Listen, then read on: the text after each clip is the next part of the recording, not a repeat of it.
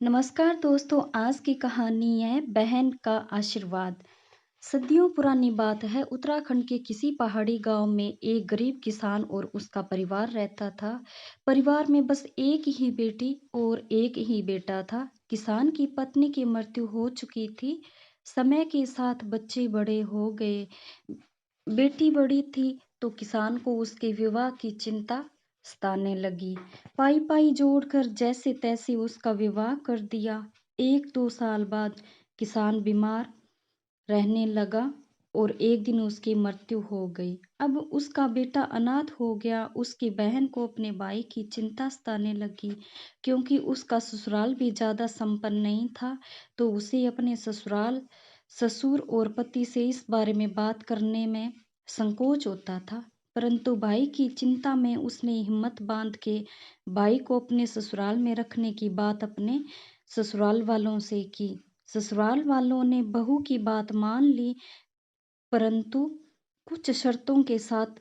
शर्त यह थी कि उसके भाई को भोजन में भुस्से की रोटी और बिच्छू का साग मिलेगा। बिच्छू एक प्रकार की पहाड़ी घास होती है जो सब्जी बनाने के काम भी आती है। और दूसरी शर्त, उसे चक्की की ओट में सोना होगा। और तीसरी शर्त यह थी कि मवेशियों को चराने की जिम्मेदारी उसकी ही होगी। बहन को यह बातें बिल्कुल भी उचित नहीं लगी, परंतु भाई प्रेम और उसके अकेले रहने की चिंता में उसने यह शर्तें मान ली। भाई ने भी परिस्थितियों के अनुसार मानकर शर्तों मान ली। अब भाई अपनी बहन के ससुराल में रहने लगा। धीरे धीरे भाई सब उस परिवेश में घुल गया। वह दिन में मवेशियों को चराने जंगल जाता और रात में भोजन में मिली भूसी की रोटी, बिच्छू की सब्जी खाकर वहीं चक्की की ओट में टाट बोरी बिछाकर सो जाता। ऐसे ही समय बीतता गया। एक दिन मवेशियों को जंगल में चराते हुए उसे एक अनजान व्यक्ति मिला। उस व्यक्ति ने उसे अपने साथ चलने को कहा। पहले तो उसने साथ आने से मना कर दिया,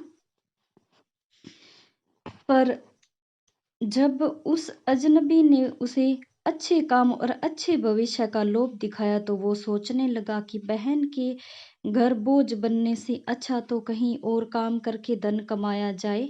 उसने साथ चलने की हामी भर दी। शाम को जब भाई नहीं लौटा तो बहन को चिंता होने लगी। गांव में भी बात फैल गई कि उसकी खोजबीन की गई। जब वह कहीं मिला तो सबने उसे मृत समझ लिया। बहन बहुत दुखी रहने लगी। उसे यकीन नहीं हुआ कि उसका भाई अब मर चुका है। दिन महीने साल निकलते गए। धीरे धीरे वो अपने भाई को भूलती रही, यानी बुलाती रही। लेकिन तीज त्योहार में जब आस पड़ोसियों की औरतें अपने भाइयों से मिलने जाती या उसके भाई उनसे मिलने आते तो वह अपने भाई को याद करके आंसू बहाती। ऐसे ही समय निकलता गया और एक दिन उसको अपने भाई का संदेश मिला। वो फूली नहीं समाई जिसे वह मरा समझ चुकी थी, वह जिंदा था। इसलिए वह भाई से मिलने अपने मायके गई। घर पहुंचकर भाई की संपन्नता देखकर वह आश्चर्यचकित हुई। भाई ने भूतकाल में जो भी हुआ सब बताया। दोनों एक दूसरे के गले लगकर बहुत रोए और खुश हुए। भाई ने उपहार स्वरूप बहन को बहुत धन दिया, लेकिन उसकी बहन ने यह कहकर मना कर दिया कि उसे उसका भाई मिल गया, उसे अब कुछ नहीं चाहिए। अब उसने धन लेने से मना किया तो भाई ने उसे 2 गाय और भैंस देनी चाही, तो बहन ने वह रख